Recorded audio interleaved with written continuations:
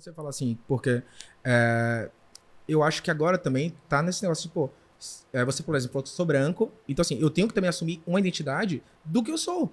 Porque senão, tipo, fica ridículo até fazer como o prefeito, né? O candidato agora a governador. Ficou ridículo, porque assim, usou totalmente um meio de burlar sistemas, né? E é assim que acontecem as fraudes nas cotas raciais. Isso, que a gente ia trazer. Aparentemente, Uhum. porque a gente não pode receber um processo, Uhum. arranjou um meio para burlar sistemas. Não, exato, mas que tudo aqui são ideias, né? Mas o que Mas você... no macro, No a macro. branquitude tenta acessar as políticas Sim. para se beneficiar. Isso acontece nas universidades, por exemplo. Sim, das cotas, não é isso? Isso. Existiam pessoas, e aí vou falar essa palavra certa, claramente brancas na faculdade de medicina ou na faculdade de direito. E elas se afirmavam negras no espaço da declaração, não na Sim. sala. E aí qual é o problema? Às vezes essas pessoas que entrou pela cota racial, na sala de aula dizia que racismo não existia. Ou ridicularizava um outro cotista negro. Era contra as cotas raciais. Entende? Entendeu? A crise. Pegou a visão, pai? Não, e Como assim, o problema é a muito gente, mais mas na nossa sociedade, assim, a famosa a hipocrisia. gente tem esse negócio do jeitinho brasileiro, de burlar sistemas e tal. E essa parte das cotas, mesmo assim, é uma coisa que a gente tem que também falar, porque as cotas é de uma importância incrível.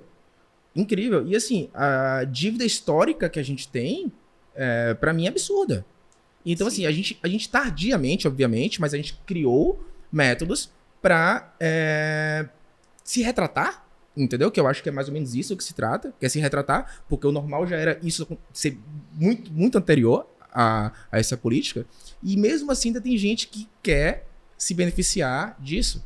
E muitas vezes essas pessoas que você falou mesmo, claramente brancas, de classe média alta muitas vezes e tal, e que não teria razão para estar nesse local. Exatamente. Então, assim, eu acho que as cotas no Brasil são defensor das cotas desde que começou, porque eu entendo realmente isso, e ainda acho muito ridículo que tem pessoas que não são a favor. Eu acho que, como que não, entendeu? Eu Não acho entende que é uma política de reparação histórica, né? Exatamente. Exato, que é o que Se eu não sinto. existisse desigualdade, não precisaria construir políticas de promoção de igualdade racial, né? Exato. Esse é o principal ponto, assim. Exato, e a gente vê assim, até a parte de abordagem que você falou, por exemplo, quando você falou entrar na loja, se eu entro na loja, você entra na loja. Isso que você falou deu um start dentro de mim, sabe por quê? Porque assim, eu, enquanto dirijo, por exemplo, eu acho que eu posso ter muita sorte, mas eu acho que eu parei em blitz uma vez na minha vida. E sendo que eu tenho carteira há mais, sei lá, quase 20 anos, talvez. E assim, eu parei na blitz uma vez. E a gente, voltando, né, tipo, trazendo a memória, assim, de colégio, de situações e tal, eu falo assim, poxa, muitas vezes o meu grupo, as pessoas eram abordadas e eu passava. E eu achava assim, pô, porque eu tenho cara de ser muito, muito abestalhado. Eu, tipo assim, eu achava que era a minha cara de abestalhado, sabe? Eu falava assim, Mas é também. é isso, pode ser, né? Eu falei assim, não, Tá de boa. é isso. Tipo assim, eu achava que assim, ele fala assim, não, pô, esse cara aí não vai fazer nada, entendeu? Tipo assim.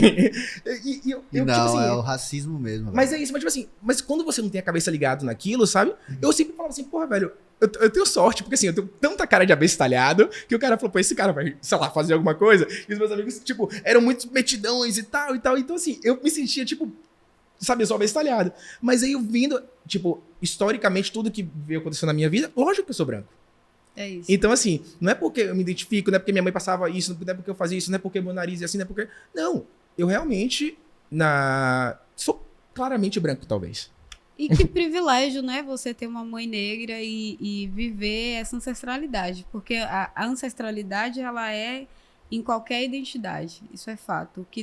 O que te construiu lá atrás se torna ancestral e influencia na sua cultura, na forma como você olha as coisas. Então, eu, por exemplo, aprendi muito com a minha avó, que é branca, a partir do olhar dela. Claro que também já sofri racismo da minha avó branca. Por exemplo, ela não é muito fã do meu cabelo.